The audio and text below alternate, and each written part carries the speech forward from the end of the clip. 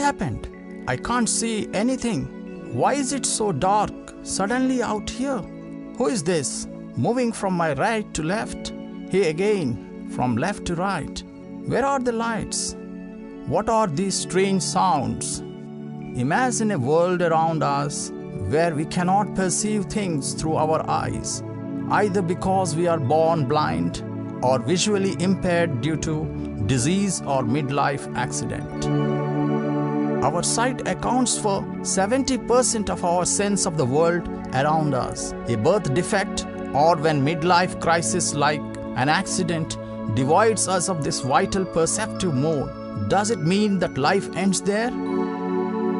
Definitely not. There are many aids which could help them to become mobile and make them independent, as well as living the life with confidence. The three popular aids are sighted guide, that is guidance by a person with sight, guide dogs, long cane technique. Understanding few terms is important before learning about these aids. Orientation. Orientation is the ability to locate oneself in one's environment through the process of utilizing the other senses to understand the position and relationship of all the significant objects in the surroundings.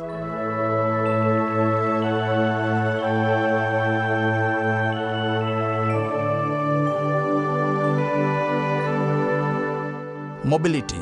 The mobility to move within one's environment. Now let us explore the sighted guide aid. Walking with sighted person involves training both the blind person and the person with sight. Using the sighted person as an aid, the blind person can easily and safely enjoy his or her mobility. Let us understand the process in steps. Contact. The person who wants to guide the blind person stands besides, facing in the same direction, and touches the back side of the blind person's hand behind the palm. Either right hand or left hand could be used, depending on whether we want the blind person to the right or left. Holding. Blind person follows up the guide's arm till he finds the elbow and holds the hand just above the elbow. The thumb is on the outside and fingers curved inside. Grip should not be too loose or too tight. This type of holding above the elbow with right grip allows the blind person to follow the movement of the guide. Position. Blind person should hold his arm close to his body to avoid veering or swinging while walking. He should be half a step behind the guide with shoulder directly in line with the sighted guide. The guide can talk to the blind person, explaining things of interest in the environment while they are walking. Let's understand some special conditions. Passing through narrow space. As they approach a narrow space, preventing both of them to cross together, the guide signals the blind person by fully pushing his arm behind across his body. The blind person responds by extending his arm and moving sideways full step behind the guide. After passing through the narrow space, they return back to the normal position. Going upstairs. The guide stops just before the stairs and tells the blind person that they are at the bottom of the stairs and whether there is railings. As the guide takes the first step, he pauses so that the blind person touches the edge of the stairs to know the exact location. Blind person follows the guide up the stairs as in normal walk, and the guide should not stop for the blind person. Both of them should shift their weight by bending forward for balance. Going downstairs. The guide stops just before the top of the stairs and tells the blind person that they are at the top of the stairs and whether there is railings. The blind person may feel comfortable walking down holding the railings. As the guide steps down the first step, the blind person takes half a step forward until his toes meet the edge of the step to know the exact location of the steps.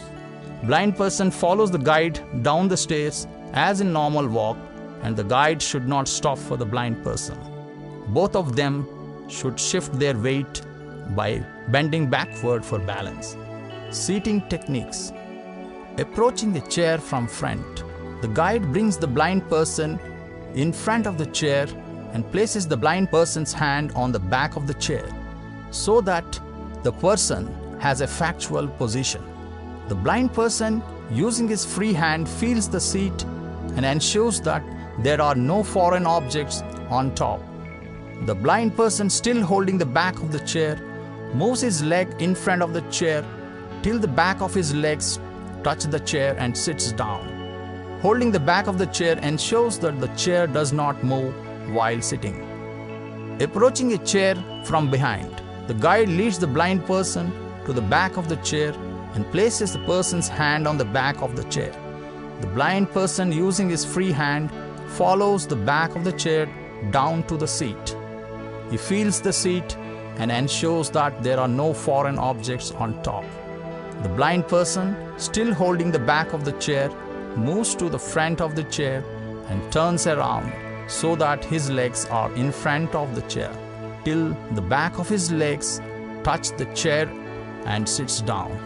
Holding the back of the chair ensures that the chair does not move while sitting. Sitting at the table. The blind person pulls the chair away from the table before sitting on the chair. After sitting down, the blind person checks to make sure that he is sitting parallel to the table by placing both hands on the edge of the table and moving them slightly to the left and right. Guide dog aid. Dogs are trained to guide blind persons similar to sighted guides. Even the blind person is trained to use the guide dog. Dogs are trained for things like lead the blind person in a straight line from, say, point A to B. Stopping at all changes in elevation, including curbs and stairs. Stopping for overhead obstacles such as tree limbs and avoiding obstacles in their path. But dogs cannot be trained for things like determine the route to a new destination or read traffic signals. Independent aid. Using a cane. Using a cane makes the blind person completely independent, but the person needs to get oriented with his surroundings. Canes come in different shapes and made of different materials like aluminum, wood, or rattan. Good to start the learning process with straight rattan piece and then maybe later with a rubber grip. The correct length of the cane would be 1 up to the chest height. Cane holding. The correct way to hold the cane is to place the thumb at the top of the cane, index finger pointed forward and held against the side, and the other fingers wrapped around the underside of the cane. Hand should be at the center or midline of the body, arm reaching out in front of the shirt buttons or belt buckle, with cane pointing straight ahead, resulting in a straight line from the tip of the shoulder to the tip of the cane, side to side. The swing acts as a protecting arc and shields the person as he or she moves forward. The cane tip should not be lifted more than 2 inches above the ground. The only movement required to make the arc is bending the wrist from left to right.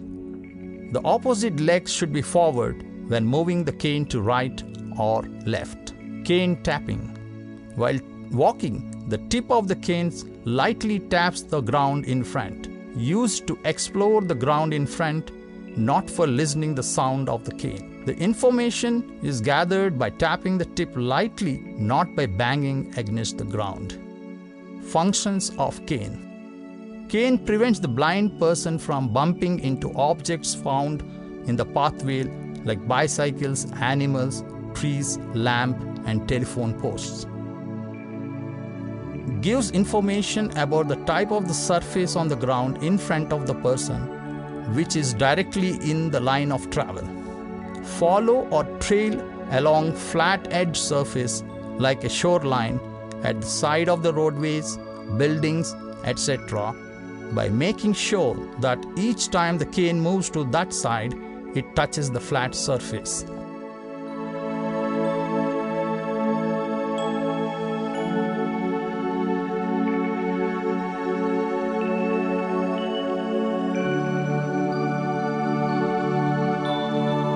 Importance of orientation. Orientation is the main ingredient for attaining mobility by a blind person. It means learning about the environment in which the blind person moves by means of knowing where the person is, knowing where the person wants to go, knowing how to get there. There are many things in the environment that can be used to help the person travel where they want to go. Example, significant landmarks like schools, marketplaces, church or temples, etc. Senses like smells at marketplaces, sound of prayers could be used to identify various routes. Sun position is often useful for finding directions for orientation. The sun is in the east in the morning and in the afternoon in the west. Feeling the sun on the back in the morning, it would mean the person is walking towards west. Feeling the sun on the face in the morning would mean moving towards east. Same can be used by feeling the sun on the left or right side of the face for north and south directions. We have seen how we, persons blessed with sight by God, can help blind persons, our kith and kin at home, as well as strangers in public, with little training and awareness. Let us make a difference in the lives of others by sponsoring their trainings and at the onset learning these small techniques ourselves. We could also pledge to donate our eyes to make their lives brighter.